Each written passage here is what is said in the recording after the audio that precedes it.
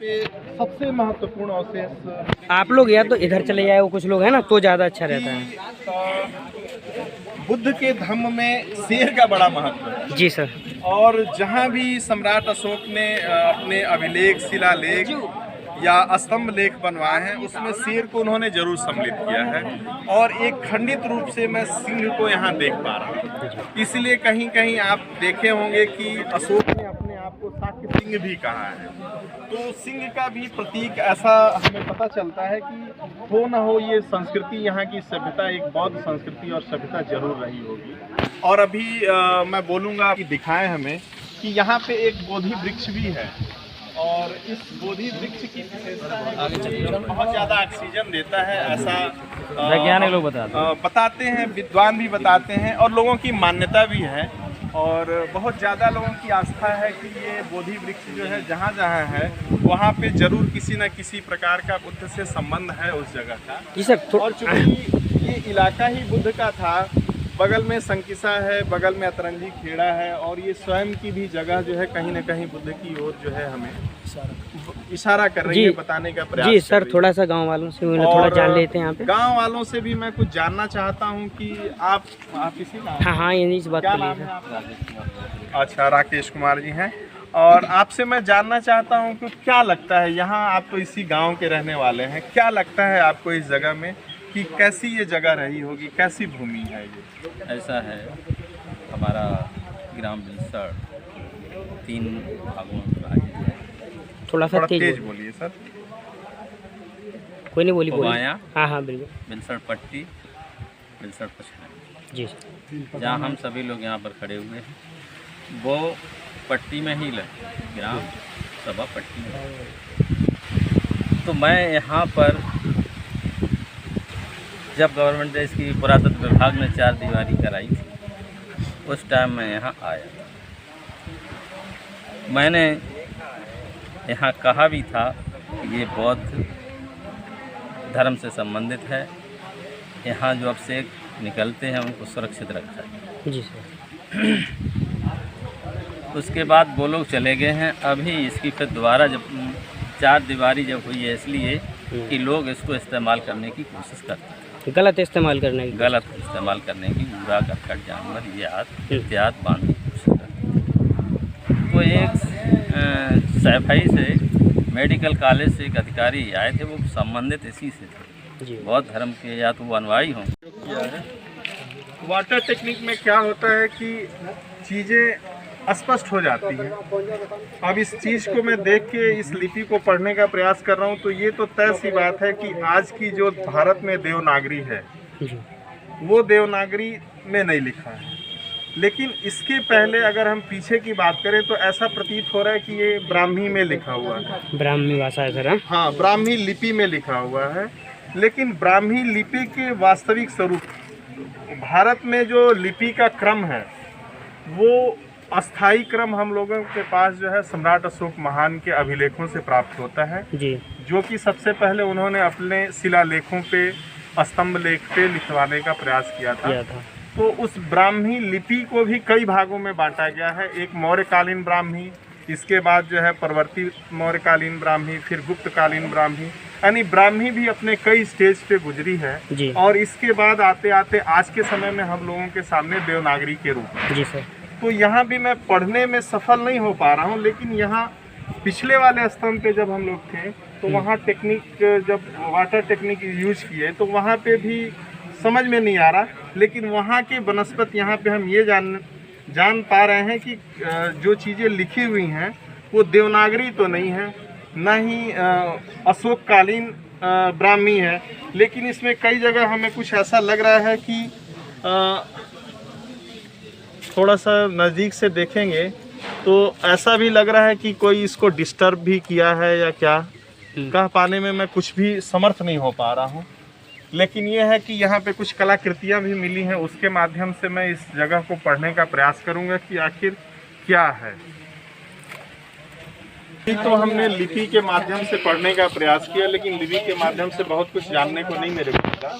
लेकिन भारत में जो लोक कला है, लोक कला के माध्यम से भी हम उन जगहों को जानते हैं और पढ़ने का प्रयास करते हैं। जी। तो यहाँ पे मैं देख पा रहा हूँ कि यहाँ पे बहुत सी चीजें हैं, जिनमें से कि अति महत्वपूर्ण चीजें हमें जो देखने को मिल रही है वो है हाथी। जी सर। हाथी भारत के सबसे प्राचीनतम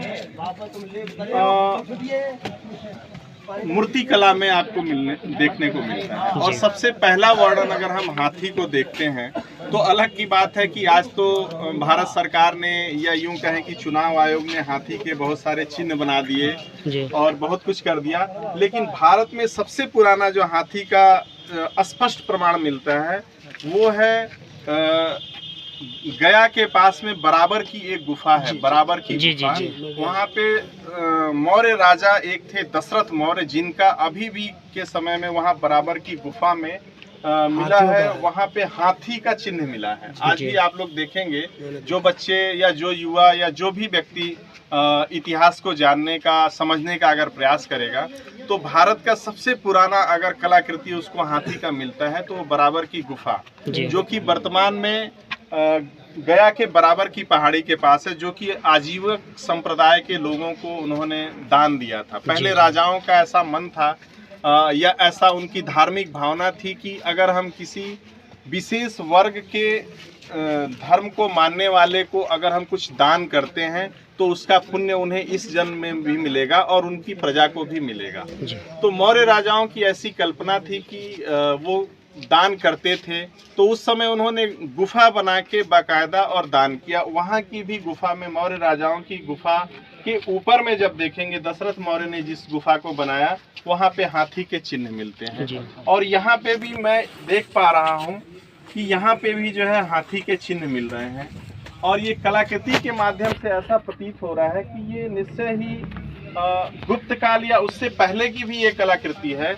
कला किसी एक समय में नहीं बांधी जा सकती, इसलिए कि अगर हम ये कह दें कि हाँ मौर्य राजाओं ने हाथी बनाया तो हाथी उन्हीं का है, नहीं, हाथी तो आज भी बन रहे हैं। लेकिन हम कलाओं के माध्यम से देखने का प्रयास करते हैं कि आखिर ये किस संस्कृति का हिस्सा है हाथी।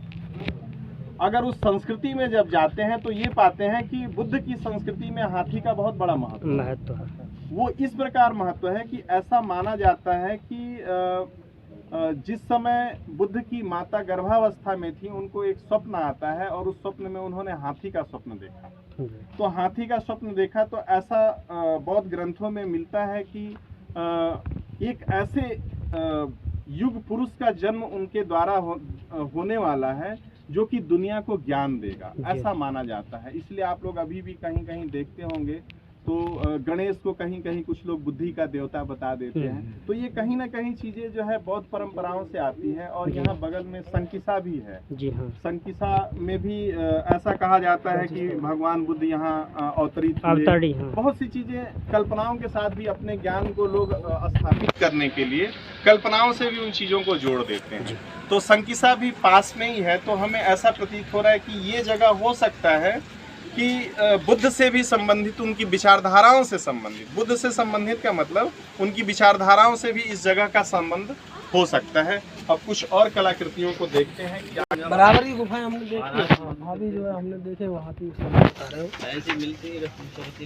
अब यहाँ पे मैं देखने का प्रयास करता हूँ। बुद्ध के धम्म में एक तंत्रयान है। बुद्ध के धर्म को कई भागों में दुनिया के लोगों ने समझा है और भारत के बुद्ध एक ऐसे देवता कह लीजिए जिसके पास गए वो उनके लायक बन गए। जिस देश के पास गए उस देश ने उनको अपने तरीके से स्वीकार किया। तो भारत का धर्म जब तिब्बत में पहुंचता है तो तिब्बत में बुद्ध को वहाँ एक तारा देवी के रूप में पूजा जाने लगता है और वहाँ पे जो है एक मार देवता के रूप में भी पूजा जाने लगता है। तो यहाँ पे देखिए शेर पे सवार होके एक ऐसी महिला को यहाँ पे दर्शाने का प्रयास किया गया है जो तारा देवी के रूप में मैं इसको देख पा रहा हूँ कि क्योंकि इसमें एक ही हाथ है, कई हाथ नहीं है यहाँ पे। और इनके बैठने की जो स्टाइल है, जो बैठने की तरीके हैं, वो तरीके बताते हैं कि ये कोई ना कोई योग मुद्रा है। ये आक्रामकता का मुद्रा नहीं है। भारत में बहुत से धर्म हैं और बहुत से संप्रदाय हैं, बहुत से तरीके हैं, लेकिन यहाँ पे मैं उस योग मुद्रा को देख पा रहा हूँ ताकि हमें ये पता चल रहा है कि योग मुद्रा की वजह से उस समय के हैं ये अवशेष। और ये भी अगर नीचे हम देखते हैं तो यहाँ पे भी कुछ चीज़ें हमें देखने को मिल रही हैं कि ये भी संभवतः किसी महिला का ही है अवशेष। तो इस तरीके से ये समझ में आ रहा है कि ये ज़रूर बुद्ध काल या मौर्य काल की ये चीज़ें नहीं है, बहुत बाद की चीज़ें हैं, लेकिन इन घटनाओं को कहीं ना कहीं संकिसा से जोड़ने का प्रयास किया गया है। या बगल में यहाँ पे एक बौद्ध स्थल है अतरंजी खेड़ा, वहाँ भी मैं ऐसे कई सारे अवशेष देख के आया हूँ अभी कुछ दिन पहले। तो हमें लगता है कि कहीं ना कहीं इस स्थल को बौद्ध संस्कृति से और भारत की मूल संस्कृति से भी जोड़ा जाना चाहिए, ताकि लोग समझ पाएँ, इसका अवलोकन कर पाएँ और देख पाएँ। और भी इस गांव के ग्रामीण बता रहे थे कि बहुत कुछ इस गांव में है देखने लायक, जानने लायक। तो चलते हैं, आज हम देखते हैं और एक इतिहासकार पुरातत्वविद की दृष्टि क्या बोलती है। हो सकता है सबकी अपनी अपनी समीक्षाएं हो, अपना अपना नज़रिया हो, तो हम और भी जगह चल के देखेंगे। ठीक, धन्यवाद। किया है वाटर टेक्निक में क्या होता है कि चीज़ें स्पष्ट हो जाती हैं। अब इस चीज़ को मैं देख के इस लिपि को पढ़ने का प्रयास कर रहा हूँ, तो ये तो तय सी बात है कि आज की जो भारत में देवनागरी है वो देवनागरी में नहीं लिखा है। लेकिन इसके पहले अगर हम पीछे की बात करें तो ऐसा प्रतीत हो रहा है कि ये ब्राह्मी में लिखा हुआ है। ब्राह्मी भाषा है सर? हाँ, ब्राह्मी लिपि में लिखा हुआ है। लेकिन ब्राह्मी लिपि के वास्तविक स्वरूप, भारत में जो लिपि का क्रम है वो अस्थाई क्रम हम लोगों के पास जो है सम्राट अशोक महान के अभिलेखों से प्राप्त होता है जी, जो कि सबसे पहले उन्होंने अपने शिलालेखों पे, स्तंभ लेख पे लिखवाने का प्रयास किया था। तो उस ब्राह्मी लिपि को भी कई भागों में बांटा गया है। एक मौर्यकालीन ब्राह्मी, इसके बाद जो है परवर्ती मौर्यकालीन ब्राह्मी, फिर गुप्तकालीन ब्राह्मी, यानी ब्राह्मी भी अपने कई स्टेज पे गुजरी है जी। और इसके बाद आते आते आज के समय में हम लोगों के सामने देवनागरी के रूप जी सर।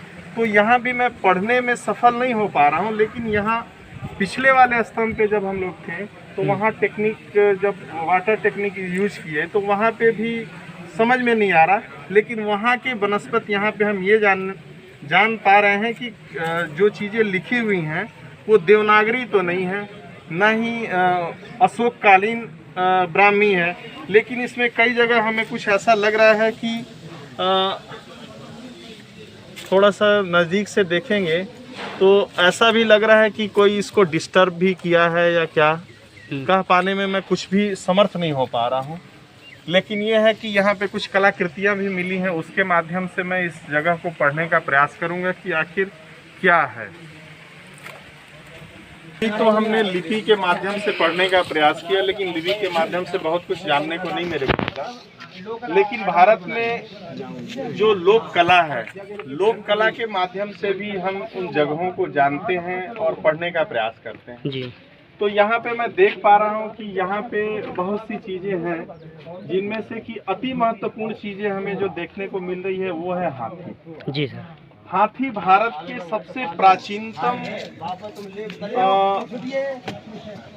मूर्ति कला में आपको देखने को मिलता है। और सबसे पहला वर्णन अगर हम हाथी को देखते हैं तो अलग की बात है कि आज तो भारत सरकार ने, या यूं कहें कि चुनाव आयोग ने हाथी के बहुत सारे चिन्ह बना दिए और बहुत कुछ कर दिया। लेकिन भारत में सबसे पुराना जो हाथी का स्पष्ट प्रमाण मिलता है वो है गया के पास में बराबर की एक गुफा है, बराबर की